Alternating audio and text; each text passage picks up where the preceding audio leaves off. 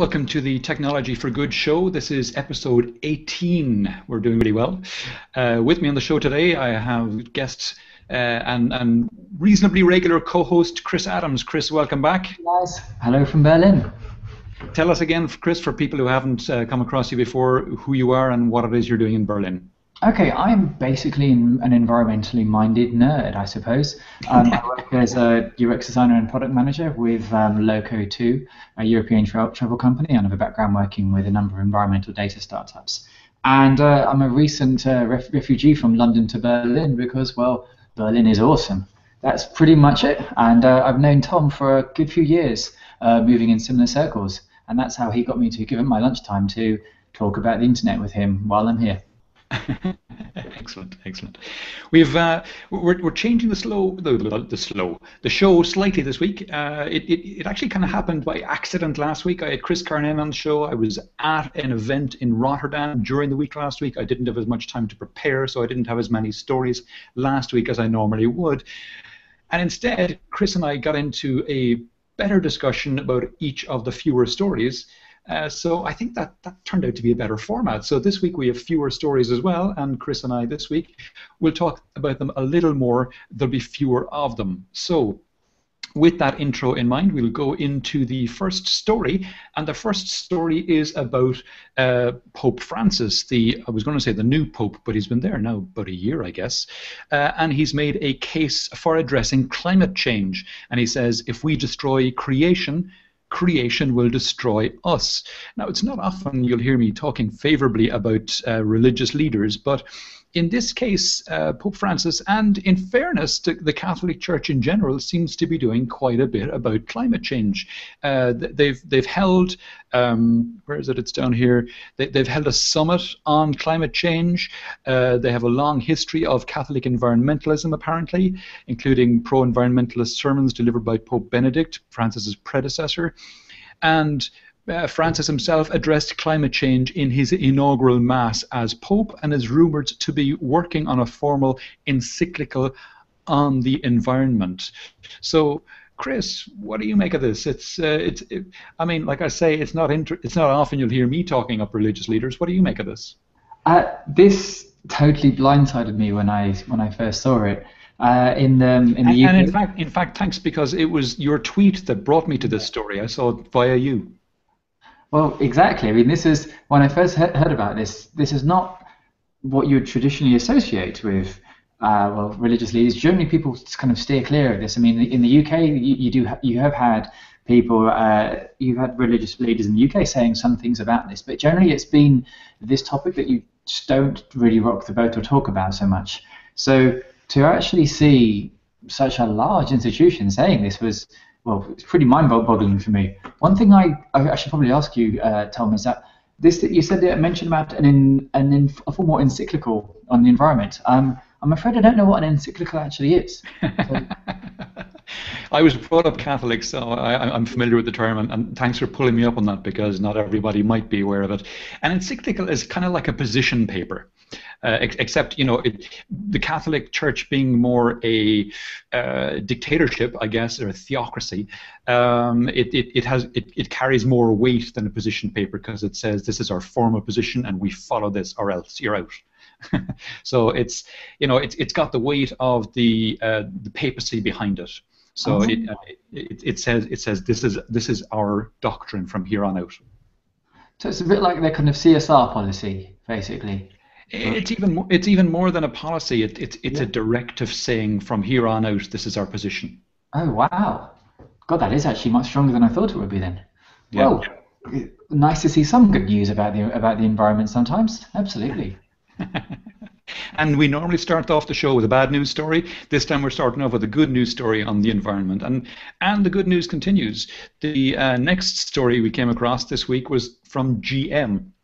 And I mean, GM have been taking a battering lately with all the recalls, etc. They've recalled I don't know how many million cars at this point for various different issues, all in the last 12 months. They've changed leadership as well. They have a new CEO. Mary Barra is her name. First time they've had a female CEO, which is good to see. But they've talked about how they are addressing climate change within the organization, and again, like kind of like as a policy from the company. They were one of the first big companies to sign the climate declaration.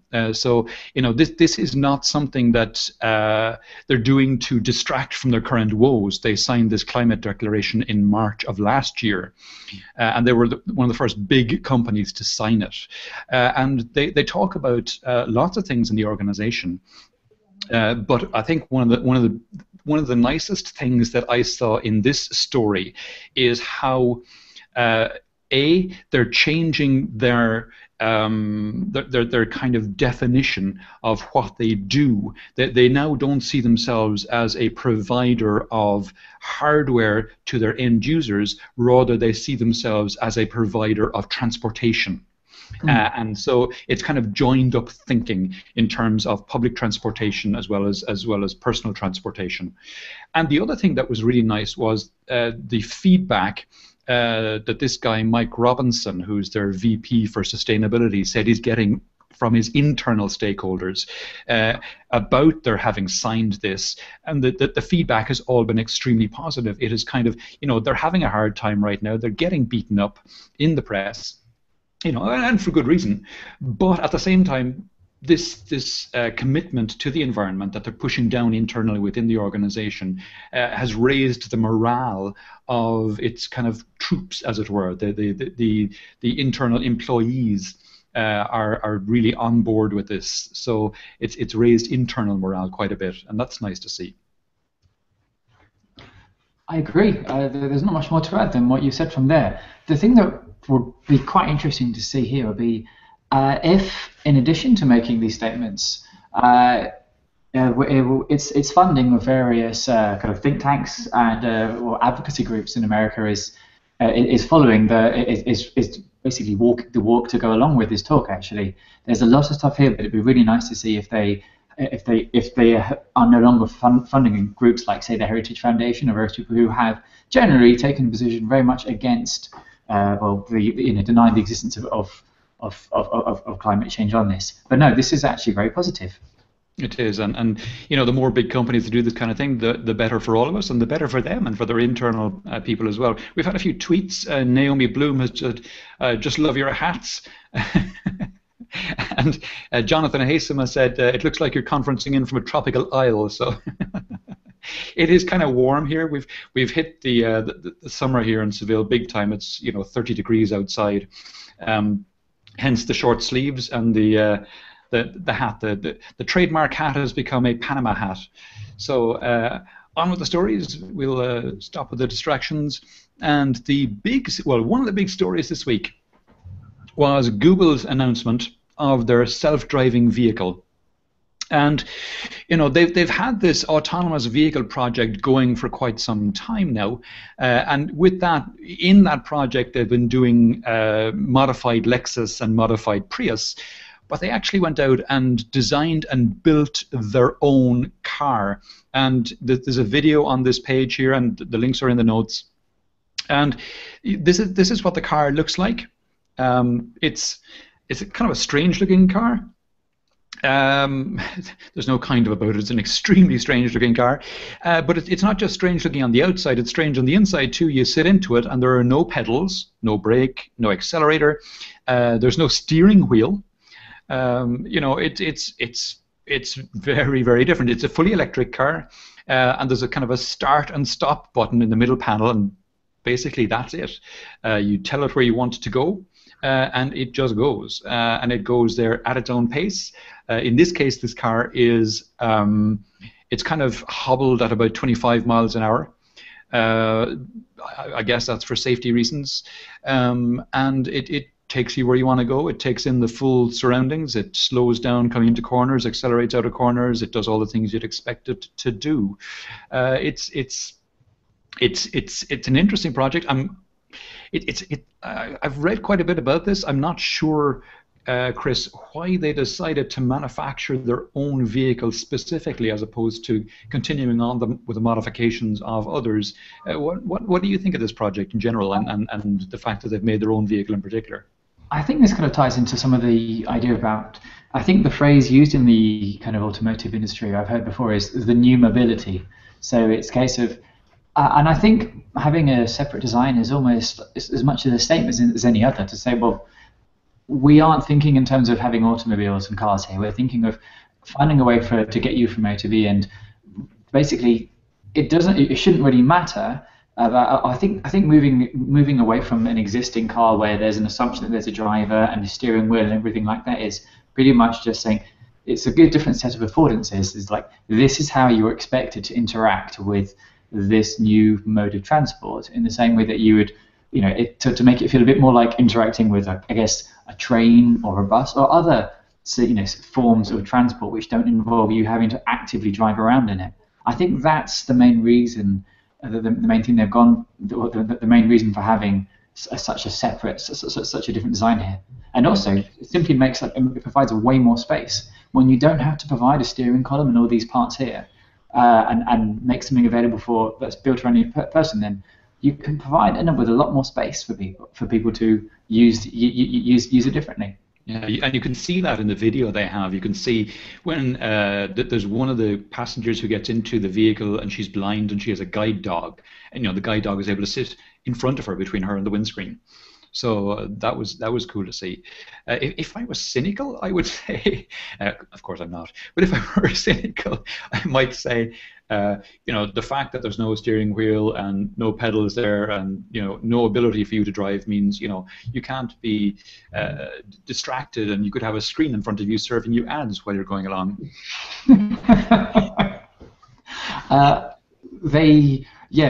Recently with. Yes, if Google's making more than 95% of its money from adverts, then this sounds like a really, really good way to watch adverts whilst you get... They could be location-sensitive ads too. Absolutely, yeah. To check you in as you go through places on Foursquare. There's a whole kind of range of not quite necessary businesses that could be built around this new platform. It's great though for safety. I mean, there's something like 94% of vehicle accidents are down to human error. You'd have to hope that with the advent of autonomous vehicles that figure would fall significantly. You might get 94% of accidents being computer error, but you'd have to hope that the number of accidents would fall significantly. Yeah, I'd really be curious about having some quotes from people who this kind of thing would make somewhat less necessary. Like you have, it's interesting to see how this relates to things like, say, Uber or even just typical taxi firms. There's already a lot of tension between existing kind of taxi style firms and Uber and things like that. So this is an even more aggressive way of taking people out of the the system entirely, really. Yeah, there are car sharing sites that work right now on you having to go to the car. You find a car in your area which is free. You go to the car and then you drive it away. This could be a logical extension of that, where you say, okay, I want a car, and the car comes to you. So it has big implications for, as you say, the likes of taxi drivers, even bus drivers and things like that. If you have shareable cars, for example, which could be community owned or something like that, which would make far more sense than having your own dedicated car. I think the idea of having vehicles being able to, this very, very much plays into a lot of the kind of smart city narrative of traffic shaping to meet demand. And also kind of what Uber and its ilk do at the moment, where they'll make sure there's enough capacity in certain regions to allow for this. So the idea when you're taking people out of it and you just have, say, a fleet of these providing individual travel, I can see it being quite an exciting and useful service. But once again, having it only come from one company makes me, sometimes it can make you feel a little bit uneasy. But Yeah, no, that's true. But I'm sure there'll be other entrants into this space. I mm, mean, that was, I mean, what the guy from GM was hinting at when he was talking as well about getting into transportation services as opposed to personal vehicles. So I suspect all the other mm, manufacturers are looking at this as well. And I know some of them are testing in California as well, autonomous vehicles. So Google are ahead at the moment, but they're a search engine company. I can see them licensing this out to car manufacturers as opposed to being the ones to deliver it. I think yeah. long term that's how it'll go. Anyway, we'll crack on. We're heading into the energy space now, and I saw a couple of interesting stories there this week. European utility EDS, which is a Portuguese company, have talked about how wind is now the cheapest form of energy generation, and it's fascinating because people have always said that coal is one of the cheapest forms, but here, if you look at this chart, okay, hydro seems to be lower in this, but there's some kind of difference there between the actual cost of hydro and the estimated cost of hydro. I'm not sure how that breaks down exactly, but if onshore wind is at 68, you've got combined cycle gas turbines at 87, coal at 97. Nuclear at 89. So if you ignore hydro for a minute, wind seems to be by far the cheapest of the options there. Which is great. It's great to see that taking over, and not just in Europe, but it talks, and EDP, the Portuguese utility, have they have a large wind portfolio globally, including in the US. So this guy from EDP who's talking here also says that it's it's far cheaper in the US as well. There's been some pushback on this, where people have said no, coal is cheaper. But Bloomberg, New Energy Finance, also said in a note to their clients that statistics already show that wind has a lower cost than gas and coal.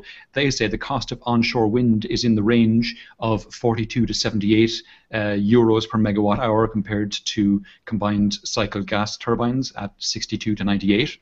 And coal at 75 to 90. So the conclusion is clear.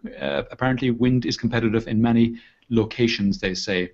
And just moving on from that for a second, there was this other story that I saw as well about Barclays downgrading the electric utility bonds in the US because they see solar as a viable competition.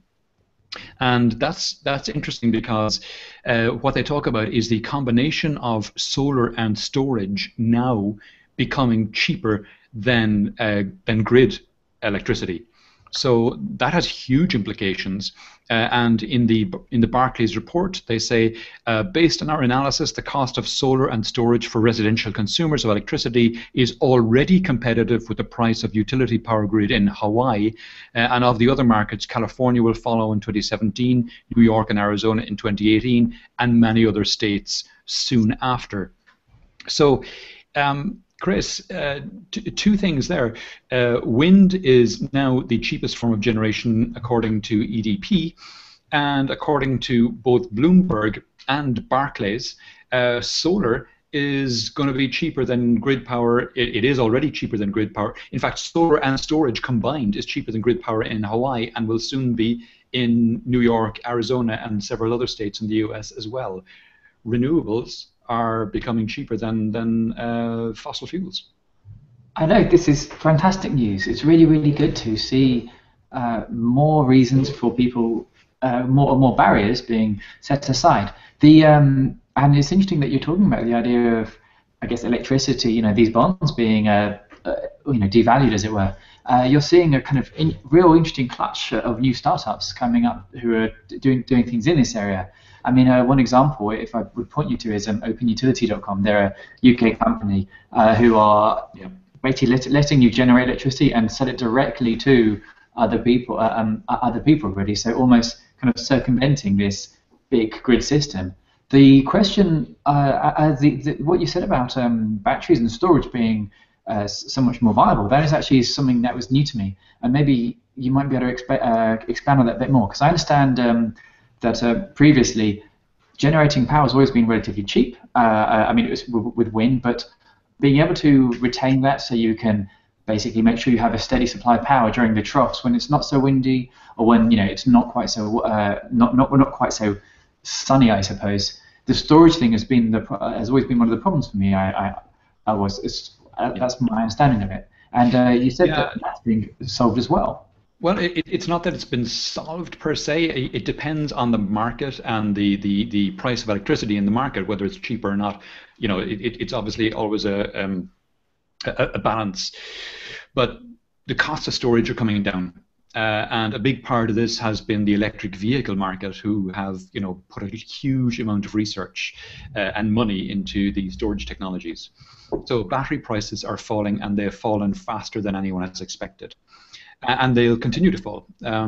I mentioned last week in the show the carbon batteries, for example, double carbon batteries, and there's a couple of more technologies coming out: lithium air batteries, metal hydride, not metal hydride, metal air batteries, all of which are increasing the energy density of batteries, reducing the safety issues around batteries, and reducing the price of batteries, and increasing the lifetime, the charge cycles, the number of charge cycles they can go through as well. And all of these are also batteries which are highly recyclable. So again, it's win, win, win, win all around in terms of battery storage technologies. And that's going to continue for quite a while. I think batteries are on kind of a Moore's law for storage right now. So with that in mind,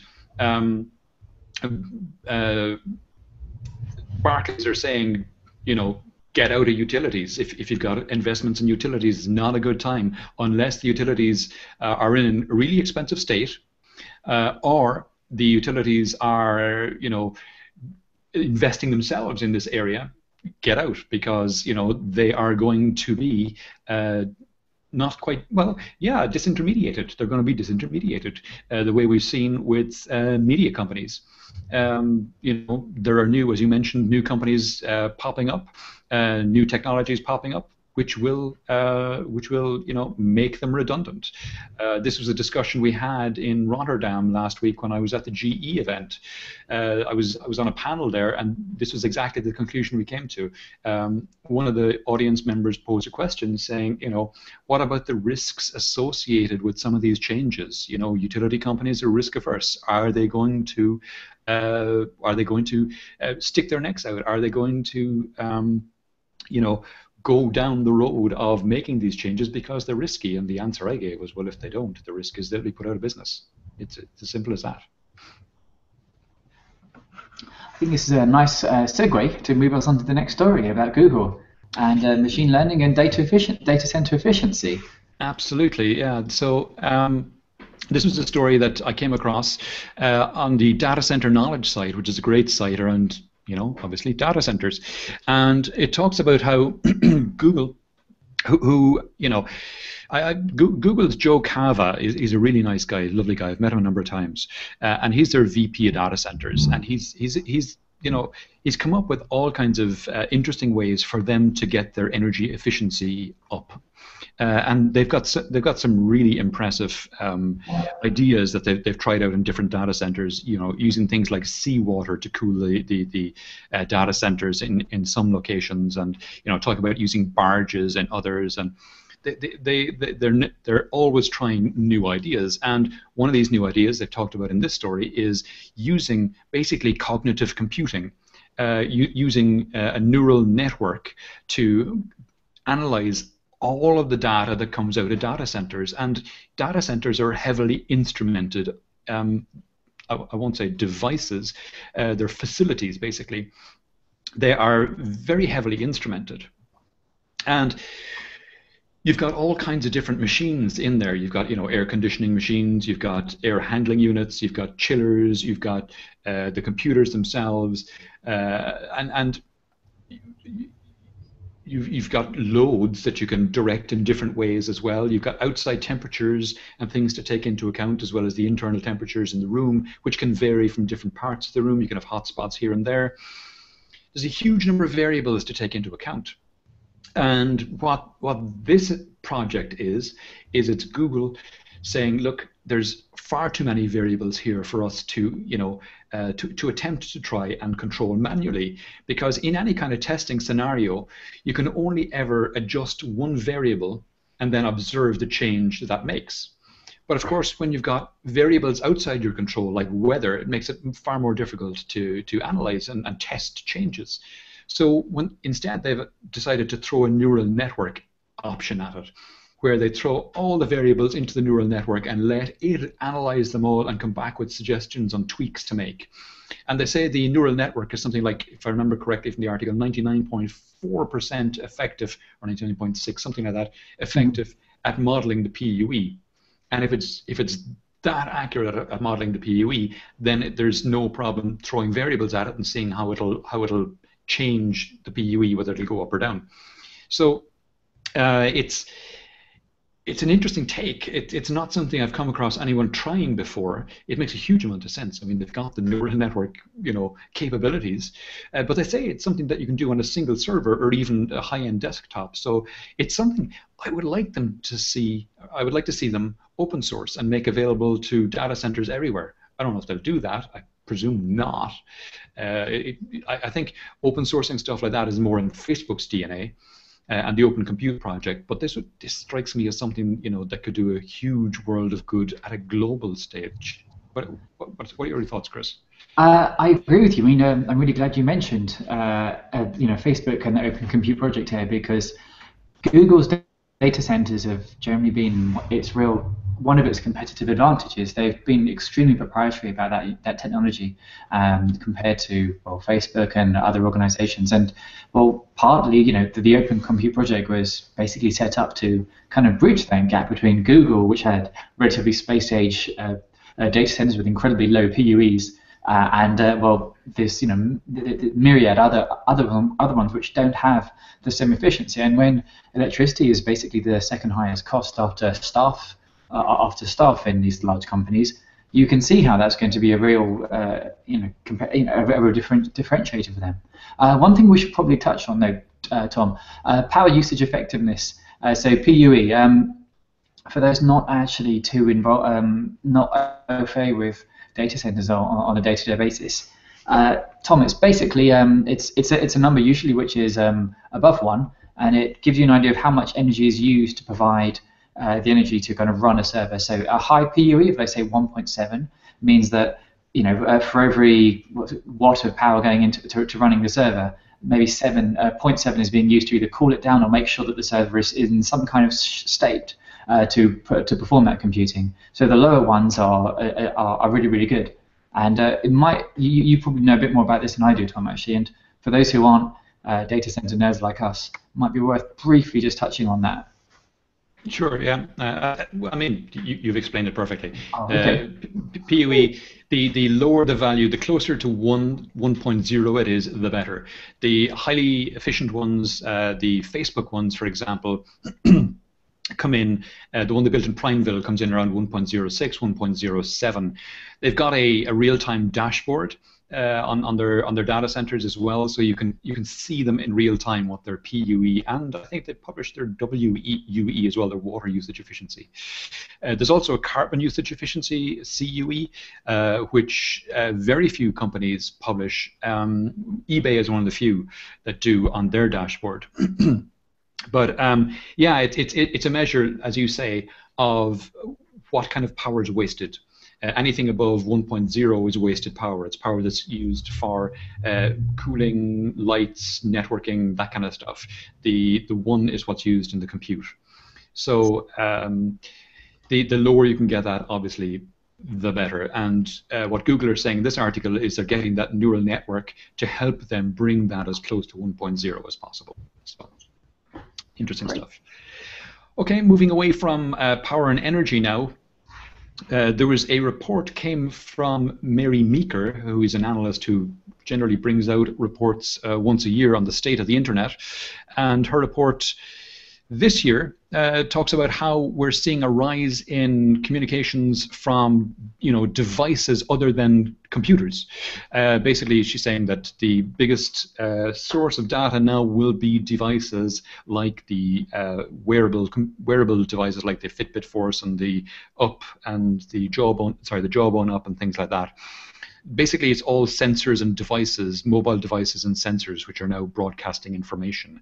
She talks about the number of photographs uploaded massively increasing as well. And there's nothing hugely surprising here, Chris. I think it's just, she's looking at trends in the industry and seeing that we're heading towards a situation where we're getting far more data published. Nothing shocking there. It's just kind of confirming everything we've been saying on this show for the last 18 episodes. Pretty much.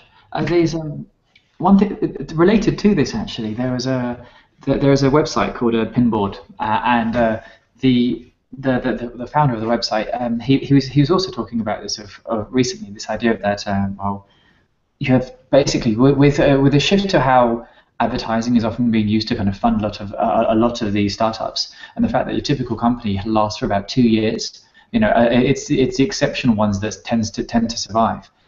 We still have this kind of ticking time bomb of information that we are sharing without really knowing where it's going to go, what's going to happen when that company goes out of business, and I think that it's only a matter of time before you're going to have to see some kind of Bill of Rights, or not really Bill of Rights, but some kind of certificate for this is what we're going to do with your data afterwards, or when this happens, it goes nowhere. Because I think that if you think about, a few of us who might have been used websites, if you look up, say, Friendster.com, look at that website now. Imagine how many people have been using that, and there's nothing. You have no idea where that data's gone. Likewise with Nike Fuel, with Nike almost kind of moving out of or having less of an emphasis on their own wearables projects of late, makes you wonder again, well, what's happening with the data? In many cases, we'll click an end user license agreement without really having any true understanding of where that data is going, what's happening, and I think it's very rare to find people who can honestly give you an accurate idea of what the data collected about them, where it's going, and what restrictions are upon that use. Interesting. Yeah, it's an interesting one. It hadn't occurred to me, but it makes a huge amount of sense. I guess there's a business there for somebody to set up as a kind of escrow, and then have companies certify that if they ever go out of business, the data would be handed over to this escrow company. This is actually one thing that's being done by, there's one very interesting UK company called Midex, community interest company. They've actually set up their corporate structure so they're an asset-locked organization. So the idea behind them was that they act like a data store, a kind of locker for your data. But one of the key things about is that this becomes a question of governance. So the idea is that, let's say something didn't happen, basically the company is structured in such a way that it cannot be bought, and the data inside it, while they're storing this data for you, they have no commercial right to that data. And this is, I haven't seen it anywhere else, but I find that a really, really fascinating approach to take on it. It brings up all other kinds of issues about, if you're going to store this data but you don't have access to it, how do you then allow people to use it in a really user-friendly fashion? And in many cases, we're kind of moving more towards convenience rather than, I guess, safety on this. But you are seeing some very interesting companies trying to move into this area. And another one in the UK in America is called Personal.com, which is also looking to try and solve address some of these issues too. Cool, interesting. Yeah, no, it is. We'll plow on because we've got a load more stories to go through, and we're burning through our time. There's a couple of stories in the kind of smartwatch and wearables space, so I'll hit on 2 or 3 of those quickly, and we'll then have a quick chat about them. First one is this Kairos watch, which looks to be a nice watch. Not quite on the market yet, but they've announced it. It's if you see the middle watch here, it's kind of got your traditional watch face with the mechanical innards and the whole thing. And then on either side of it, the other 2 watches, it's the same watch. Basically, it's got an OLED glass face on top of the watch, a transparent OLED face, so you can have notifications come up on top of your basic traditional watch. So they come up on the glass in front of your traditional watch, notifications of phone calls coming in. There's there you go, you've got a GIF there showing the kind of thing. So you've got the watch face, and then up comes the notification of an incoming call, for example, and the option to accept or not. So that looks quite interesting, and like I say, not quite out yet, but it's obviously the direction the others will head as well. Microsoft are bringing out a smartwatch as well. It could be out as soon as this summer. And interestingly, on the Microsoft announcement, they say that it will be able to sync with iPhones, Android, as well as Windows phones. So it's not just for the Microsoft ecosystem. So that's nice to see. Then actually we'll stop there, and we'll just chat about those two ones quickly, because the other stories break into a slightly different space. So smartwatch space, still ploughing ahead. There are a few ones out there at the moment. There are more coming, as we see. We're rumored to have one from Apple. Samsung have a couple out. There's more coming from Motorola. Now we're hearing Kairos have this nice looking one, and Microsoft are bringing one out shortly. So a booming space, or a space about to boom. I kind of wonder if people still wear watches these days. I mean, yeah, we might have, but I mean, if there's a whole generation that's grown up not really seeing the need to have a watch, or you've almost got a switch where back in the, say, 1900s, a watch was a thing you took out of your pocket, you pressed a button, it flipped open, and then you'd see the time. And now you look at where we are now in the year 2014. For most people, a watch is something you take out of your pocket, you unlock the screen, and you see the time. And it feels like we've kind of gone full circle here almost. We've gone several full circles, I think.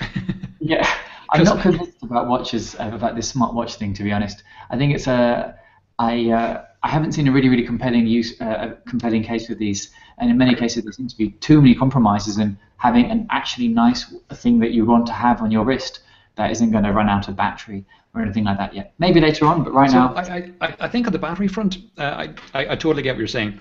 I think on the battery front, it's an interesting one, because a lot of...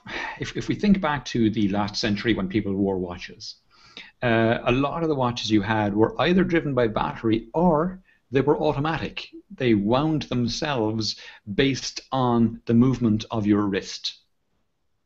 Now, in this article about the Microsoft one, they talk about taking that energy from the movement of the wrist and using that to power the watch.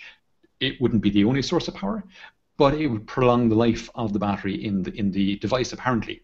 I mean, it's rumored, so it hasn't been fully announced yet. For me, and you kind of hit on it there, for me, the advantage of the watches at the start of the 19th century, right, when wristwatches first started to come out, or the 20th century, when wristwatches first started to come out, was you didn't have to take this thing out of your waistcoat and flip it open to check the time. You could just glance at your wrist. That was the big advantage of wristwatches.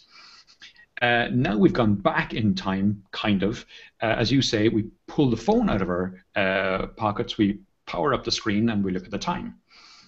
And the advantage of the new smartwatches is you don't have to pull the phone out of your pocket. You just glance at your screen again, or your screen on your wrist again. So it's convenience of getting at the information, and it's not just the time, but it's other kinds of notifications of incoming emails, maybe, or they're location aware as well. So there's one example in the Android Wear video where a woman gets to the airport and suddenly up on screen pops her boarding pass, and she just plops that over the reader, and that does the check-in for her. Those kinds of things. So it's increased convenience. I totally get the skepticism around the use case, but I actually see a couple of places where it's a little bit more convenient. And when it starts bringing you location-relevant, context-aware information, then I can see it. I can see a case for it. Yeah. Okay. All right. Okay. Plowing on. So Intel. Let me just pull up the screen sharing here. Da-da-da-dum. Intel are bringing out, they say, they're betting on the wearables market as well, but they're bringing out, instead of a watch, or maybe as well as a watch, they're bringing out a smart shirt. And basically what this is, and there's a good video explaining it here. So if you check on the links afterwards, do click on the video and watch the video. It's a good video. They're basically, they've got shirts with thread-like sensors built into them, and they can monitor things like heartbeat and obviously steps taken and all the usual stuff, but pulse and blood pressure and things like that as well. And they plug into a device which connects to your phone or connects to your computer over Bluetooth, the usual kind of things, and they send all the data there. So it's a way, I guess, they have of kind of differentiating. Not everyone wants to wear something on the wrist, as you mentioned, Chris. So it's a way kind of differentiating and getting more information, and it's another way of approaching this thing. And then we saw Samsung make this big announcement during the week as well, trying to preempt the Apple announcement on Monday, I guess, that they're building this platform as well called SimBand, which is a mixture of hardware and software. And again, they're going to be monitoring things like heart rate and pulse and all that kind of thing. And they have a band that you wear on your wrist, and it's got different kind of sensors that you can swap in and out depending on what it is you want to monitor. So again, we've got health applications,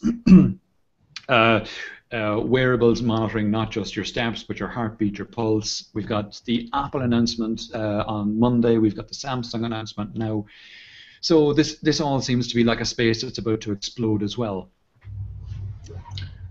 Tom, I have to admit, I've got a confession. I haven't actually watched the Intel Smart Shirt video, but in the video, do they show them washing the shirt? They don't show them washing it, but they do refer to it. Basically, the sensors are thread-like sensors. They're little filament sensors, and they're fully washable. The hardware part clips on.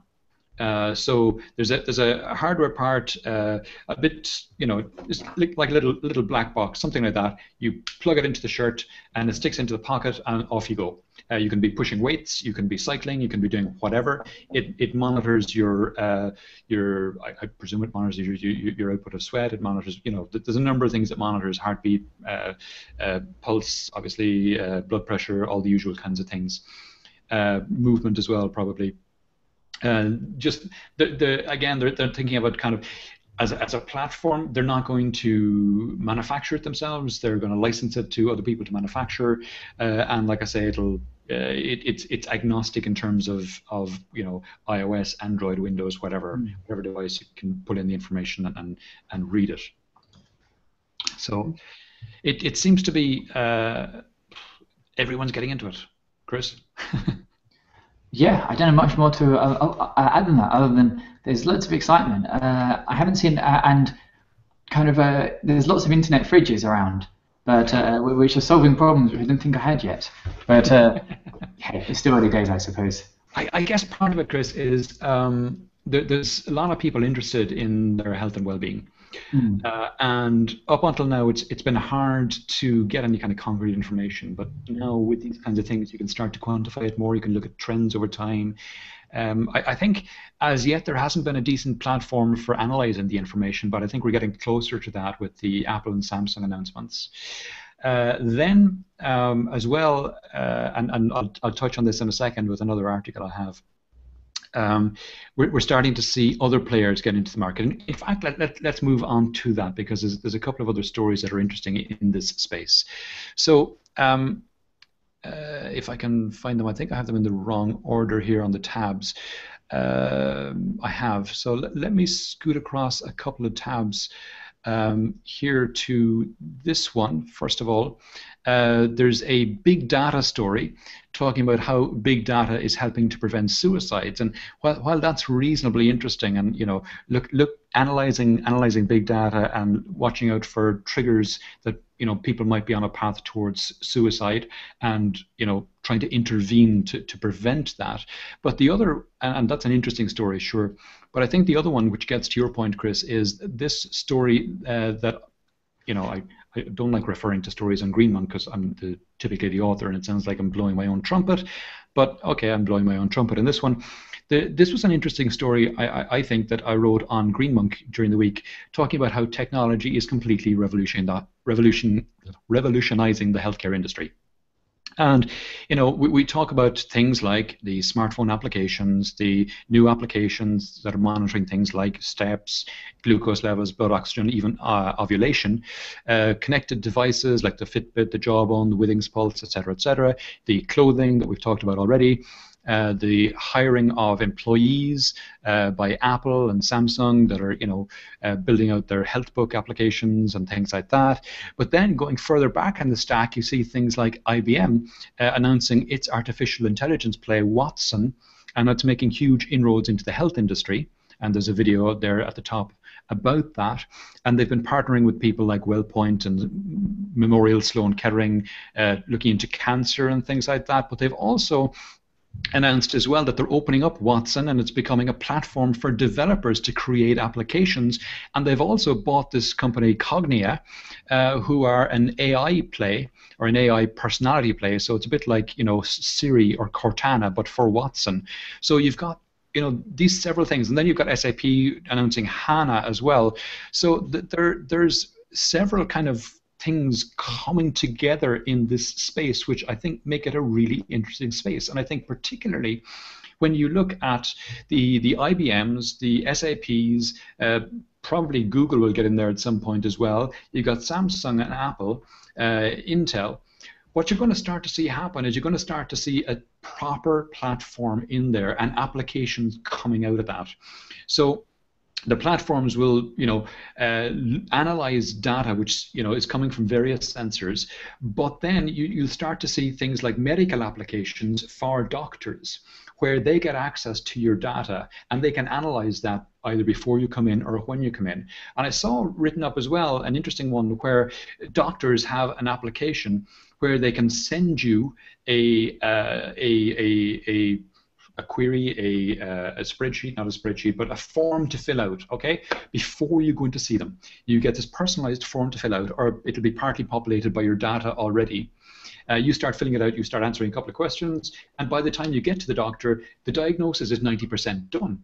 Because he has your data, you've already filled out the document, so you by the time you get to him, like I say, the diagnosis is 90% done. He ticks off a few things by from seeing you in person, and then gives you the prescription. So it's all handled, it's all recorded, it's all documented, it's all and a lot of the diagnosis as well can be handled using these AI backends, because at the moment we're looking at about a rate of 20% misdiagnosis because it's human diagnoses. But now the likes of the Watsons come up with kind of a Pareto score around diagnoses. So they will say, Tom's presenting with these symptoms, the latest medical literature around those kind of things with his genome, because it can take in your personal genome as well. So, with Tom's particular genotype, these set of symptoms, latest research, put it all together, about 80% sure he has this, 20% he has this, and 0.5% he has this, or this. So it when you put all that together, it makes for a very compelling case for this kind of stuff, I think. I agree. I think that sounds really, really interesting. What I'm curious about is I don't know how people pay for this, or how you choose a doctor. Which am I going to have a Microsoft doctor or a Google doctor, a Google compatible doctor? Am I going to be shopping around based on which kind of infrastructure? Are they going to accept data from my jawbone or not? I mean, I think they will. I think what it'll be is the doctors will have their own applications, and you just plug your data into that. They have to accept data from everywhere, or else they won't be any good. So the doctors will take on these applications. For the doctors, they can keep their price the same, I suspect, because they may have to pay more, but they can get through patients faster. So they have a greater throughput. They should have a higher rate of accuracy in diagnoses, and sure, their costs go up, but their returns improve as well. Okay, all right, yeah. I've sold you. You'll buy 2 of those, please. Okay, we'll go on. My cat. Yeah. The next one that was interesting, speaking of Microsoft, was Microsoft demonstrating real-time translated conversations. Now, this was one from the Recode event, or the CodeCon event, sorry, where Satya Nadella, Microsoft's new CEO, and he's a really impressive guy if you haven't seen him. I've seen him speak a couple of times. He's made some changes in Microsoft which are very interesting, including the partnership with Salesforce, which they announced yesterday, which is big shift. Plus, as I mentioned earlier, the fact that the phone that they're talking about will be compatible with Android and iOS. They're really opening up. It's fascinating to watch the changes. We saw shortly after Satya Nadella took over, they released Office for iPad, which is something which had been held up for years until he took over and just said, no, let's just do it.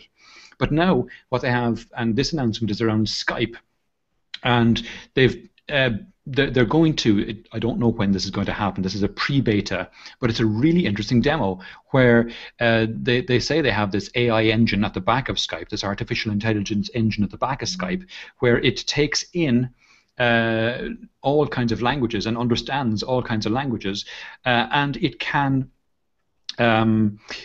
listen to what you say to it and in one language and output it in another language, so and output it spoken in another language. So the demo is this guy from Skype speaking to another colleague in Skype.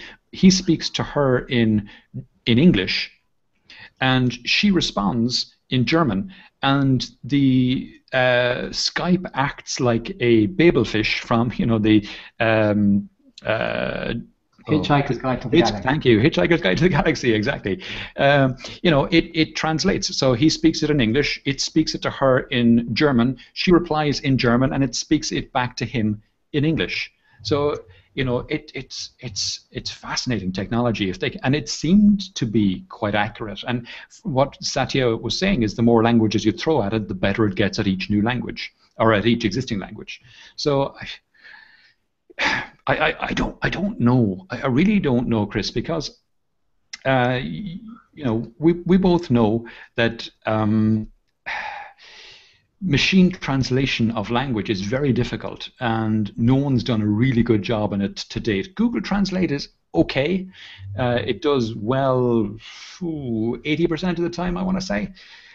But this seemed to be very... Now, this was a controlled demo, so you don't know how scripted it was. But when this guy, and I should remember his name, the Skype guy, I've forgotten his name. Okay. Lindstrom? Sorry? The founder of Skype? Is it the founder of Skype you're asking? No. The guy who demoed it. He spoke in accented English, and at quite a pace. The German lady who was speaking in German spoke slowly and deliberately in German, but he was just he was flying through it. He wasn't pausing or anything like that. And it managed. No, like I say, it was a scripted demo possibly, so we don't know. And they said this is early beta, but if they pull this off, it might get people using Skype again. Anyway, we'll plow on.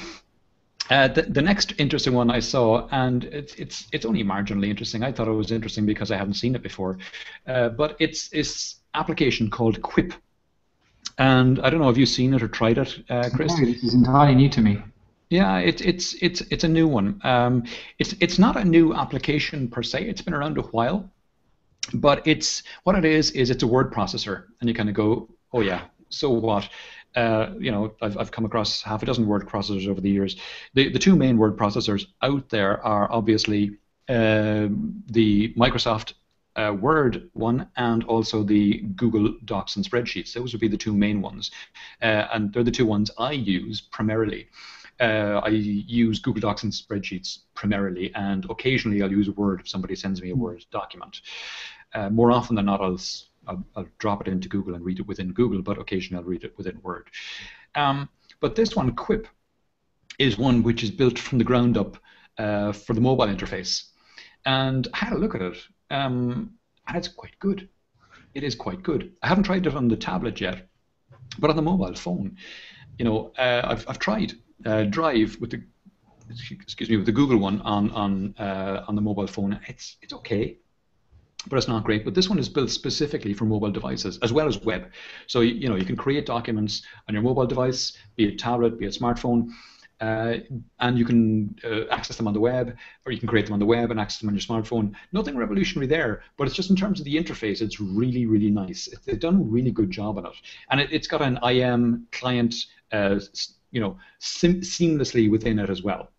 And the word processing abilities that you have are powerful, but easy to get to. The UI is quite straightforward as well. So I like it. I do. I like it, and that's the only reason I wanted to mention it here, because it's nice. It's new. It's interesting. Okay.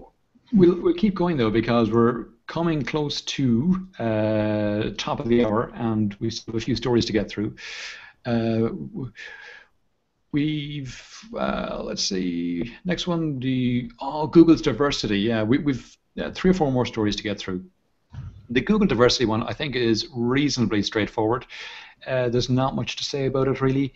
They have, finally opened up around the diversity of their employees in Google. The numbers are not good. It's 70% male, 61% white, 30% Asian. So that's 91% white or Asian, and that's and 70% male. I mean, it's just ridiculous numbers. It's not an easy one to fix. On the other hand, when you look at the graduates coming out of computer science, they are typically white or Asian and male. So fixing that is going to take some time and some effort on their part. There's no quick or easy fix that I can see. Well, what do you think, Chris? I think that bring this up when we've got 5 minutes left on the hour. Totally unfair. Totally unfair. I'm utterly unqualified to be able to come up with a meaningful quip that will do this justice. So I'm just going to totally wimp out and hide and say it's good to see someone doing this, but yeah, it's it's just a massive point of embarrassment and like sadness inside the industry that you have things so that we have such a monoculture in where we work. Yeah, totally. Now, having said that, you're right. It is totally. But on the transparency front, most of the big tech companies are very transparent about this. They normally publish their numbers in their CSR reports. Google hadn't been doing that. So they are becoming transparent now, which is nice. About time it would be my response there. But at least they are coming out, and at least they are raising it as an issue and trying to get some discussion going about it, and at least also they're plowing some money into educational institutes to try and change the balance coming out of the third level institutions, which has been an issue traditionally. So it's a long play. It's not something that we're going to fix easily. So I think you're right. We don't have time to get into it in any kind of meaningful way, shape, or form right now. So we'll push on to this story about the World Cup, which is coming up in a few weeks, and robots.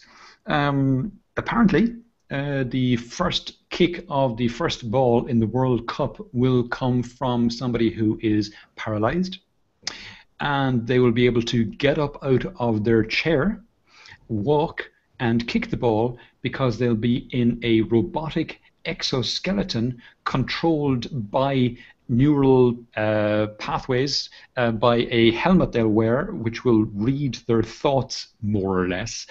I'm sure there's a more scientific way of putting that, but they will control it from the headset, and it will allow them to walk and kick the ball, which I think is fascinating. I think we will see for the first time this kind of exoskeleton which will be able to provide mobility to people who are, paralyzed, unable to move, have been unable to move for years potentially. This could free them up and allow them to actually, get out there and do stuff. I'm not sure what the cost of this kind of thing would be. I'm sure it's not cheap, but like any of these things, as the technology proves itself and as it starts to become more widely deployed, the costs should come down. Will we keep going, Chris? I think we should. Yeah, just the last two ones. Yeah, so there's these are under the kind of miscellaneous category that we always have at the end. An email system that the NSA can't access. It seems to be an interesting one. It's called Proton Mail. It's a nice story. It's heavily encrypted. It's encrypted on the device itself rather than on the server. So it seems like an interesting one to check out. They're not open at the moment, as in you can, when you go to Proton Mail at the moment, you can apply for a Proton Mail account. There's free accounts and there's kind of enterprise level ones. The free ones, you can apply for them, and they're opening it up gradually so they don't get swamped. And the last story today is that China is sending millions of polluting cars to the dump. Basically, they're taking cars that are pre-2005 that are massively polluting, and they're going to put a scrappage deal in place where they give people money to scrap them. And they'll take them off the road, and they hope to take 6 million cars off the road and replace those with cars which are less polluting, which will go, they hope, some way towards reducing the massive pollution problems they have, over 30% of which are caused by vehicles. Okay, that's the last story. Any comments on those, Chris, before we shut down for the week? I guess the only thing I would say is, when you have this many cars being sold off in Shanghai, how many more are coming into the system? I mean, being able to get rid of some of the most polluting ones is one thing, but if the size of the kind of automobile market just grows so much, then it's a good step. But I think some of the issues seem to be more related to not using internal combustion in the first place. A lot of this, and having fossil fuel powered cars is probably not going to be.